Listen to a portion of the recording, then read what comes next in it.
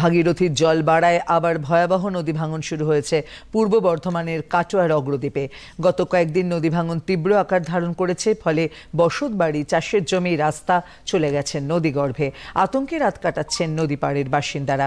অনেকেই অন্যত্র চলে গেছেন। যারা রয়ে গেছেন তারা সরকারি পদক্ষেপের অপেক্ষায়।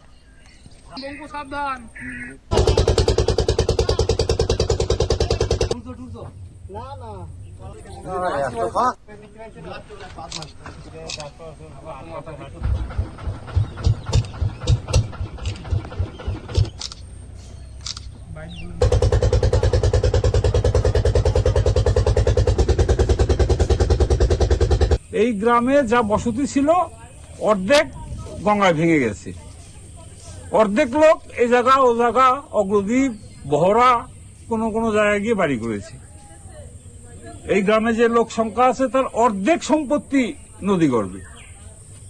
চলতে থাকে গ্রামই থাকবে না, এইভাবে চলতে থাকে গ্রামই থাকবে না। এই রাস্তা করেছে, রাস্তা পড়ে গেলে গ্রামের কোনো ইজ্জতও থাকলো না, গ্রাম ভেঙে গেলে লোক কোথায় যাবে?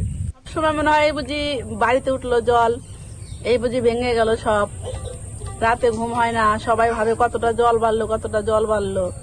এইভাবে একটা আতঙ্কে থাকে সবাই। মনে আমাদের এখানে সব শেষ করে দিচ্ছে, যোগাযোগ ব্যবস্থা, তারপরে এই সব বিচ্ছিন্ন করে দিল আমাদের গঙ্গা ভাঙনে।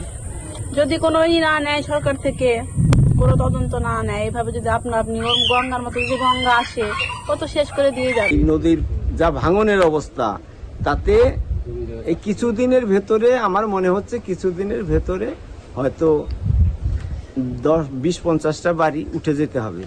উপায় নাই তাদের, এমনি তাদের জমি জায়গা নাই, যা আছে শুধু ঘরটা করে আছে। এবার যদি এইভাবে ভেঙে যায় তাহলে থাকবে কি করে? আমরা চাইছি এইটাই আমাদের যে গঙ্গা ভাঙনটা রোধ হলে আমরা যাই হোক ডাল ভাত নুন ভাত খেয়ে আমরা এখানে থাকতে পারি। একবার শেষ, বর্ধমান থাকবেই না যা পরিস্থিতি হচ্ছে। বর্ধমানে যা ছিল অন্তত 20-50-100 বিঘে জমি নদীতে চলে গেছে। এখন যা পরিস্থিতি আছে এইটা যদি না হয় তাহলে আমাদের এই গ্রাম কবিরাজপুরে কোনো কিছু থাকবে না। জেলা পরিষদের সদস্য নিত্যানন্দ মুখোপাধ্যায় জানিয়েছেন, ভাঙন রোধে অস্থায়ী কাজ দ্রুত শুরু হবে এবং পুজোর পর স্থায়ী কাজ শুরু করার পরিকল্পনা রয়েছে। আমাদের সরকারের প্রচেষ্টা চর কবিরাজপুরের ভাঙন কিন্তু আমরা বন্ধ করতে পেরেছি। নতুন করে ভাঙন তৈরি হয়েছে, কিন্তু সেখানে আমরা সরজমিনে দেখে আমরা সেচ দপ্তরকে বিষয়টা জানিয়েছি। গ্রামটা গঙ্গা ভাঙন তো একবারে একটা প্রাকৃতিক বিষয়, কিন্তু আমরা গঙ্গা ভাঙন তো ইতিমধ্যে রোধ করে ফেলেছি। এখন যেটা ভাঙছি চাষের জমি হয়তো কিছু ভাঙছি, কিন্তু ওটা আমরা রোধ করে ফেলাবো। সরকারি কাজ শুরু হয়ে যাবে, একটা অস্থায়ী কাজ এখনই হবে এবং স্থায়ী কাজটা বর্ষার পরেই শুরু হবে।